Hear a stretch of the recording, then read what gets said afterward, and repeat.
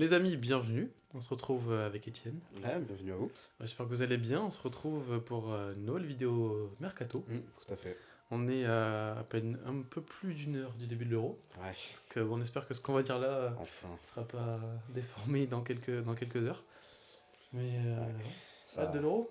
Ouais, hâte et... Enfin, oui, ça va être long. Long mois. En fait, ça s'arrête jamais. C'est ça, en fait, j'ai l'impression que... On vient à peine de finir la saison là. Ouais, et puis on a mis du temps, en fait, à se lancer à faire les vidéos, et là, on se retrouve déjà à l'Euro. Ouais, J'ai l'impression que ça s'enchaîne tellement vite, c'est qu'on a le temps de rien faire. Ouais, c'est terrible. Ouais. On n'a pas trop le temps d'analyser, mais aujourd'hui, on va se retrouver pour parler des joueurs à suivre. On a fait les clubs qui doivent réussir leur mercato, on va parler des principaux acteurs du coup qui vont probablement bouger. Donc en fonction de ce qu'on a à dire, on fera peut-être cette vidéo en deux parties. Ouais. Ça dépend si on parle beaucoup comme d'habitude ou pas finalement. Si tu veux qu'on commence en attaque directe, Ah bah, attaquons. attaquons et on parle d'attaquants, c'est beau. Hein. Exactement. Et on commence par une petite liste de buteurs, donc on va faire aussi comme la vidéo sur les clubs, d'abord des joueurs sur lesquels on va passer un par un ou sur lesquels on a des choses à dire, et après une liste de mentions honorables qui est aussi longue que l'Euro peut-être. Donc ça peut durer longtemps. On commence, Victor Gyökeres. Évidemment. Bon, Jonathan n'est pas là, notre spécialiste du Portugal est un peu déçu. Je pense qu'il nous aurait parlé pendant moins 5 minutes. Mais sacrée saison pour Lyon. Oui, bah, évidemment. C'est... Souvent, de toute façon, les joueurs, les attaquants en Liga Portugal qui explosent comme ça, ils prennent très vite des millions sur les prochains transferts. Il y a même des milieux défensifs à l'époque qui ont vu leur cote exploser, mais c'est surtout les attaquants en Liga Portugal. Et puis de toute façon, on sait très bien qui c'est qui va se jeter dessus. Hein. Ça va être des clubs anglais, c'est des clubs qui ont les moyens. Et pour l'instant. Je sais pas trop qui d'autre. Hein. Là, si vous avez vu mon mercato idéal de Tottenham, je l'ai mis dedans.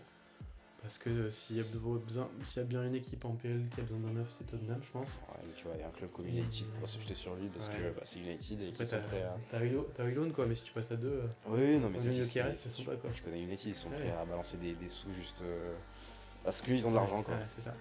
Donc à voir Arsenal aussi, vu que Sesko a prolongé, peut-être peut rentrer dans la danse, donc on verra. Ouais, Gyökeres en tout cas, 50 matchs, c'est bien ça si j'ai les stats. 43 buts et 15 passes décisives cette année. Ouais, c'est fou. Ça reste de la Liga Portugal, mais c'est quand même incroyable. C'est incroyable la saison. Et ce qui est cool en même temps, ce que je trouve sympa avec lui, c'est qu'il a 25 ou 26 ans. Donc dans cette période où il n'y a que des jeunes de 15-16 ans qui percent, voilà, Yamal qui va devenir le plus jeune joueur de l'Euro. Mais voilà, on peut percer un peu plus tard finalement. Ouais, et cool. Puis en plus, le prime des joueurs de foot, on sait tous que c'est à peu près entre 27 et 32 ans, c'est les 5 meilleures années. Ouais. Parfois un peu plus quand tu vois Benzema, mais bon, c'est un cas à part. Modric par exemple. Oui, Modric aussi. Donc mettre un billet sur Gyökeres là en tant que club de PL, faut qu'il s'adapte au championnat. Mais tu lui laisses 2 ans. Mais il a joué en Championship. Ouais, en plus. Donc moi ça me choque pas de mettre. Donc en vrai non, les gars. Tu mets un petit billet. Ça me choque pas de mettre 100 millions, tu vois. Ça parle. Et il a une clause à 100 millions. C'est énorme, mais dans le marché actuel, moi ça me choquerait pas, tu vois. Ouais, je comprends. Après, vu les stats qu'il a, oui, c'est clair que ça va arriver. Bon, on enchaîne sur les 9, Joshua Zirkzee de Bologne. Joueur que j'aime beaucoup. Je sais pas si t'as beaucoup l'occasion de le voir toi cette saison. Non, pas forcément. C'est pas forcément. Je suis pas ce genre de joueur. Je pense qu'il y a beaucoup de choses à dire là-dessus. C'est ma cape de joueur. Ouais, mais pas forcément moi de mon côté, tu vois. Donc je pense parler peut-être un peu moins. Surtout Bologne, qui forcément a fait une très grosse saison. Mais j'ai un peu moins suivi la série à cette année que des années. C'est un profil un peu atypique, grand, mais un peu à la faux neuf, qui peut jouer un peu partout, qui décroche. C'est sympa, il est formé au Bayern. Ouais. Et il a pas percé là-bas, et là il a fait une très bonne saison en Bologne. Le seul problème, c'est son agent qui demande 15 millions de commission, donc je sais pas pour qui il se prend lui, mais c'est ce qui bloque aussi pas mal les transactions avec Milan. Ouais. Parce que son prix est pas énorme, ça parle de 40-45 millions, ce qui est une bonne affaire, je trouve, dans le marché des neufs actuels. Quoi. Oui, tu vas pas dépenser un PIB pour t'offrir un neuf. Non, après 60 millions, c'est pas non plus une bêtise, c'est juste est-ce qu'il les vaut. Mais 45 plus 15 du coup si tu pars sur l'agent. Mais bon. C'est le problème quoi. Les problèmes d'agent, ça existait déjà avant. C'est ça. Feu Mino Raiola aussi qui demandait énormément, mais bon lui il avait aussi des grosses cylindrées sous sa responsabilité. Mais je veux dire c'est pas une nouvelle, les agents ils prennent des coms etc. Il y en a qui sont à 40, tu vois, t'es quasiment la moitié quoi. Et c'est le problème. c'est toujours compliqué. De toute façon, aux joueurs de 23 ans, et tout le monde veut récupérer un morceau de gâteau qu'ils peuvent récupérer là-dessus. Donc c'est peut-être son. Je connais pas son agent, je sais pas qui c'est. J'ai pas son nom, j'avoue. Ouais, peut-être qu'il veut. C'est peut-être son seul client qui vaut le coup. Donc ouais, c'est toujours compliqué. Mais à voir où il va aller. Moi, j'aimerais bien le voir à Milan. Ouais. J'avoue qu'avec Fonseca, avec Léao, tous ces gars-là, moi j'aimerais bien le voir là-bas. Oui. Après, s'il est pas cher, c'est que des gens vont se positionner dans tous les cas. Je veux dire, quelqu'un qui arrive bien en Serie A, c'est le genre de profil, d'après ce que tu as l'air de me dire, qui je pense a besoin de rester pour l'instant en Serie A, qui a besoin de confirmer et d'exploser encore plus à l'image de Gyökeres en Liga Portugal, qui du coup là fait une saison tonitruante, notamment dans les statistiques. Je pense que du coup, il lui a besoin de jouer un peu plus et de marquer un peu plus, je pense, et d'être un peu plus décisif. Mais ouais, faut aller viser le top 5 ou habituel, je veux dire, de Serie A, et voir le top 3, tu vois. Je suis d'accord. On enchaîne avec un nom que tu connais un peu mieux, Georges Mikotadze. Ah, ça te fait plaisir. Ça. Monsieur avec sa mèche qui se recoiffe tous les temps en match. Non, mais grand joueur de football, très bon attaquant, qui m'a rendu fou quand il était à Metz, Metz en Ligue 2. Oui. Et, mais ouais, je trouve ça très dommage qu'il n'ait pas eu sa chance à l'Ajax. Après, c'est pas que lui, parce que c'est toute la saison de l'Ajax. C'était compliqué à l'Ajax. Tu vois, il y a Farioli qui arrive, ça me tient pas à suivre ça. Mais ouais, Mikotadze qui a dit qu'il voulait rester en Ligue 1 en début de semaine. Ouais, ça m'étonne pas. La rumeur Monaco qui a duré 15 minutes, qui s'est arrêté pour une story Instagram sur l'info de l'équipe là. Donc bon, au final, on en sait toujours pas plus. Non, mais il y a tellement de pistes pour lui. En fait, Monaco, tu vois, j'aimais bien, ce que je disais, j'en ai fait une petite vidéo cette semaine-là, que pareil, avec Balogun, Ben Seguir, tous ces gars-là, avec Liouche, tu peux faire un truc sympa dans le 4-4-2. Ouais. Moi, à Lyon, j'aimerais bien. Je suis moins d'accord sur Monaco, je trouve que c'est un peu trop vite pour Mikotadze. Faut rappeler que même il y a un an, il était en Ligue 2, ça n'a pas trop marché à l'Ajax, et derrière, il retourne à Metz. Je dirais, il joue pas avec des champions. Pour l'instant, il a peut-être le profil, mais un club qui joue la Conference League ou Europa League, c'est très bien si tu veux. Donc moi, l'envoyer dans un club comme Nice ou Rennes, ce serait parfait. C'est vrai que moi, j'ai toujours le petit kiff de le voir à Lens. Mais bon. Je trouve que ça match moins bien avec le profil. Toko il va peut-être partir, donc bon. C'était mon kiff de voir les deux ensemble. Mais, non, moi je le verrais bien. Je dirais Rennes ou Nice. Pour moi, c'est, je pense, une des meilleures. Lyon, ça dirait Lyon, faut voir comment ils bossent le projet. Après, c'est pareil, Lyon, ils ont quand même dépensé en hiver, donc faut pas non plus qu'ils balancent tout par la fenêtre. Et il faut qu'ils construisent aussi. Il faut éviter de refaire ce qu'ils ont fait l'année dernière pendant l'été, c'est de faire n'importe quoi et de se retrouver 6 mois dans le vide, parce que s'ils font le premier mois et la façon dont ils ont terminé la saison, Lyon, ils peuvent jouer le titre. Donc là, faut bosser l'été, quoi. J'ai l'impression que quand ils ont pu bien utiliser leur argent, ils ont bien fait, ça a marché. Exactement. Quand c'était un peu la panique, ils ont eu bien bossé l'hiver. Je pense que c'est des pistes qu'ils ont réactivées ou activées, mais qu'ils avaient déjà sous le coude, parce que bon, voilà. Et ils ont mis les sous et ça a très bien marché, tu vois. Donc je pense que Mikotadze à Lyon, peut-être, mais je pense que ça se réfléchit et que de toute façon, ce seront au staff de Lyon de savoir si c'est une bonne idée ou pas. Mais je trouve que moi, je le verrais plus en club comme Rennes ou Nice, un peu moins gros dans l'image et dans la structure. Et ça marcherait très bien, tu vois. J'entends. On enchaîne sur les 9, encore un petit nom hipster, Santiago Giménez de Feyenoord. Un club qui va se faire dépouiller les amis cet été, je pense. Entre les David Anko et tous ces mecs-là, je pense que là, ils vont se faire un petit pactole. Mais il n'y aura plus personne l'année prochaine. Après, ils font une bonne saison aussi. Ils font une bonne saison. Mais ouais, Giménez encore, là, on a ses stats tous les yeux, 26 buts cette année, 8 passes D en 41 matchs. C'est très propre. Surtout au début de saison qu'il avait vraiment bien enchaîné. Là, je me souviens d'une période octobre-novembre, je crois, où ça scorait vraiment. Ça scorait fort. Qui joue dans un championnat à l'image de la Ligue 1, c'est toujours le cas, mais c'est surtout il y a quelques années, qui se faisait piller par la première ligue tous les étés. Là, de toute façon, l'Eredivisie, c'est la même chose. Ils sont souvent pillés. C'est compliqué pour eux. Ouais, les clubs allemands aiment bien les joueurs de ce truc-là, de ce championnat-là, puisqu'ils sont assez proches géographiquement. Les clubs anglais aussi. Ouais, les clubs anglais aussi. Même les clubs de Ligue 1, mine de rien, qui aiment bien piocher quelques joueurs par-ci par-là, c'est plus rare. Boscagli par exemple. Ouais, voilà. Mais, qui a fait la chemin inverse du coup. Mais l'Angleterre ou l'Allemagne, je pense que c'est vraiment une bonne destination. Faut voir où ils tombent. À l'image de Mikotadze, une équipe qui joue peut-être pas les premiers rôles en Ligue des Champions. Tu vois, moi je l'enverrais bien à Napoli. Ouais. Alors, rien à voir avec ce que t'as dit, mais un club qui cherche un neuf, si Osimhen part, moi je les verrais bien là-bas. Sauf que ça vient après, en PL et Bundesliga, ça s'entend aussi. Hein. Ouais, à voir. Il a pas la même envergure qu'Osimhen, quand même, si tu veux. Donc, se compter, tu vois, ça peut être cool. Ouais, ça peut être cool. C'est juste que tu perds un neuf qui a quand même vachement la côte pour récupérer un qui est un peu moins de solide sur ses épaules, qui a un peu moins d'épaules. Ouais. Donc, à voir s'il tient la pression, parce que Napoli, c'est quand même pas un club facile où jouer quand tu commences et que tu prends le relais de quelqu'un. Donc, à voir. Pourquoi pas. Ça se tente. Ouais, c'est un peu la vidéo des paris. Ouais, exactement. Et un autre nom aussi, en 9, encore un. On les enchaîne tous comme ça, ça sera fait. Dominique Solanke, pareil, qui a fait une bonne saison à Bournemouth. Et lui, ça faisait quelques temps qu'on le connaissait, pas aussi fort. Et Bournemouth qui a bien marché cette année finalement, pas mal de noms sympas et 21 buts en PL cette saison. Ouais, c'est très propre. 21 buts, 4 assists en PL, c'est très bien. Genre, et puis à l'image de Gyökeres, c'est son âge aussi. Là, il va rentrer dans sa maturité en tant que joueur de foot, 26 ans, il s'approche des 27 et puis des 30. C'est la période où t'es fort, quoi. Ouais, c'est normalement le joueur, tu vois, c'est le genre de joueur sur lequel le Chelsea, il y a 10 ans, se serait jeté, tu vois, en super sub, à l'image d'un Giroud quand il était arrivé, tu vois. Ouais, c'est le joueur qui va te planter des buts en rentrant sur le terrain, qui va jouer un quart d'heure, 20 minutes, et il va te marquer un but tous les 2 matchs, voire même plus dans ses stats, tu vois. Et bon, Chelsea est un peu moins sur ces stats-là maintenant. C'est un parler à Tottenham, je crois. Tottenham est un peu chaud dessus, tu vois, c'est un 9 un peu atypique, hein, solide et tout, bon jeu de tête. Ça peut être intéressant. C'est une valeur sûre du championnat de première ligue en fait. Ça te fera pas gagner des titres, je pense, mais ça va peut dépanner utile, et c'est vachement utile. Ouais. Et des joueurs comme ça qui sont rodés au championnat anglais, t'en as pas des masses. Parce que Gyökeres il peut faire des massacres en première ligue, mais encore une fois, même s'il a joué en Championship, il faut quand même qu'il apprenne et qu'il se rôde au championnat. Ce qui n'est pas le cas de Dominique Solanke. Ouais, tu vois. Encore un 9, Artem Dovbyk. Bon, lui par contre, c'est quasiment plié qu'il ira à l'Athletic.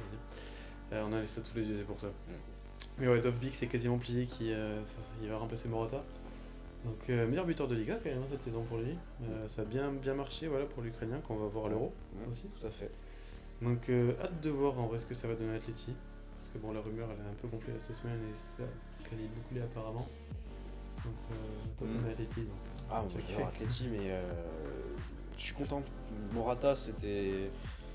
J'aime bien Morata, mais bon, ça a toujours été compliqué dans toute sa carrière. Il est 50% bien, 50% moins bien. Il choisit pas ses matchs, mais je sais pas, le football choisit ses matchs pour lui, j'ai l'impression, parce qu'il y a vraiment des matchs, il est pas dedans. C'est vrai. Et je comprends pas, même à la Juve, c'était pareil. Il y a des matchs où il faisait des choses folles, et puis derrière, plus rien. Donc non, je suis content que quelqu'un puisse prendre le relais en pointe à l'Atleti. C'est un nom qui change, 25 buts, 10 passes. Et puis on a parlé de l'Euro au début, puis il y a beaucoup de choses qui vont se passer dans cet Euro à mon avis. Il y a beaucoup de cartes qui vont être redistribuées. Il y a des joueurs qui vont exploser, d'autres peut-être sous-performer, mais dans les grandes compétitions, on souligne souvent plutôt les joueurs qui performent.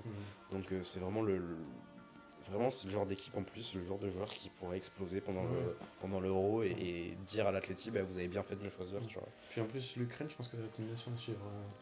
Cet Euro qui a vraiment des joueurs sympas. Donc je pense à Soudakov et tous ces gars-là, je pense que ça peut être cool. Ça peut bien marcher. Donc hâte de le voir sous le maillot de l'Atleti. C'est quasiment bouclé. Peut-être que ça changera d'ici là. Peut-être, j'espère pas, mais. Ça a l'air fait. Léo Balerdi, on a fini avec les 9, c'est bon. Léo Balerdi, ton club préféré de l'Olympique de Marseille. Qui a fait une saison, mon gars, waouh, je m'attendais pas à le voir à un niveau pareil. Ouais, à l'inverse de la saison de Marseille du coup. Ouais, c'est ça, et c'était compliqué pour lui depuis Dortmund. Et là, cette année, j'ai vraiment adoré. J'ai vu pas mal de matchs de l'OM en Europa League notamment où il m'a bluffé.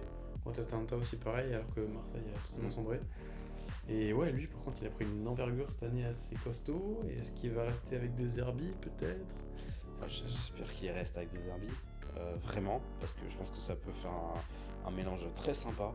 Après, je mettrais un peu de l'eau dans mon vin dans le sens où Marseille a tellement fait une mauvaise saison que des joueurs qui surperforment dans une mauvaise équipe, mauvaise tout est relatif bien sûr, parce que mauvaise pour Marseille, parce que ils sont pas non plus descendus en Ligue 2.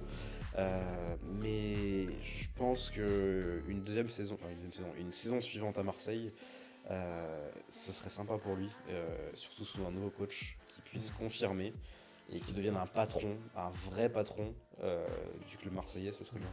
En fait, pour moi, De Zerbi, voir quand c'est ça serait pas venu, j'aurais voulu qu'il parte. Là, ça change beaucoup de choses en fait. trouve que là, l'arrêt des Zerbi, Ouais. ça peut changer beaucoup de choses pour lui. Je trouve vraiment intéressant de rester. Parce que De Zerbi, c'est un coach que je trouve vraiment très très fort. Et s'il y a un projet de 2-3 ans, là, comme c'est évoqué derrière, ça peut être vraiment cool avec Balerdi, pièce maîtresse derrière. Surtout que balle au pied, je trouve qu'il a vraiment passé un cap aussi cette année. Donc il y aurait des choses à faire, quoi. Ah, ça, c'est sûr, il y a toujours des choses à faire. De toute façon, dans ce club de Marseille, on aura toujours des choses à faire. On parle de De Zerbi, on continue avec des gens qui tournent autour de Brighton. Ansu Fati. Je suis très très curieux de voir sa situation estivale. Là, c'est plus de la curiosité qu'autre chose, je t'avoue. Ouais, saison compliquée pour lui à Brighton encore. Voilà, formé au Barça, miné par les blessures, et encore une fois cette saison, un prix qui n'a pas servi à grand chose finalement parce que pas être blessé. Il a été blessé 2 ou 3 fois même, je pense. Encore une fois, on l'a pas trop vu finalement. C'est assez vite au final, c'est la saison pour lui. Et là, qu'est-ce qui va se passer pour lui? Est-ce qu'il va repartir en prêt? Est-ce que Flick va lui faire confiance? J'ai l'impression des nouvelles que je vois autour du Barça qu'il veut rester pour l'intersaison. Donc voilà, qu'est-ce qui va se passer? C'est toujours des dossiers compliqués. C'est vraiment l'immense question. Des jeunes qui ont performé et qui derrière se blessent, qui sont borderline niveau pour jouer dans un club qui reste quand même un club mythique européen. Je veux dire, c'est toujours étrange comme dossier. Et en même temps, on l'a vu avec d'autres joueurs, notamment le numéro 9 là, qui avait joué il y a quelques années chez vous. Je sais plus comment il s'appelle ce numéro 9. Alcacer Non, pas Alcacer, Mounir. Moi, Mounir, tu vois. Bah oui, mais c'est un peu le très jeune explose et puis en fait tu te rends compte que c'est un bon joueur de Liga. J'ai cru à lui, je l'aimais bien derrière. Ouais, mais moi aussi. Mais c'est un bon joueur de Liga et en fait tu te rends compte il a pas le niveau pour jouer au Barça. Par contre il a le niveau pour aller. Il est à Séville depuis quelques temps. Ouais, c'est ça, tu vois, donc ça se passe bien, mais c'est pas un joueur qui va te faire gagner des Champions. Et encore une fois, c'est comme c'est vraiment ça, t'as des profils comme ça qui il est très bien pour jouer dans ton championnat parce qu'il connaît bien le championnat, parce que c'est sa nationalité, et puis il peut performer en Conference League ou en Europa League, tu vois. Mais de toute façon, si Ansu Fati se blesse à cet âge-là, il va jamais faire une carrière où il fera des saisons pleines. Je lui souhaite, mais je pense que ce sera pas le cas. Et à part, moi je le vois bien rester en Liga dans tous les cas, donc que ce soit au Barça pour l'instant ou ailleurs. Ouais, Villarreal, Séville, tu vois, ces clubs-là. Le Betis aussi, ça peut être cool. À l'image de Mounir, même profil pour moi. C'est ça, c'est dommage parce que ça portait bien. Mais... on n'est pas à l'abri, tu vois. Après, il y a des paris à faire. De Zerbi pourrait très bien vouloir le récupérer à Marseille pour voir ce que ça donne. Cool, ce serait marrant à voir. Est-ce que je le verrai autre part? La première ligue, il faut pas qu'il réessaye, je pense que c'est pas la peine. Je pense que c'est encore tôt. Et sinon, c'est vraiment des paris comme ça à faire quelque part. Donc Marseille, pourquoi pas.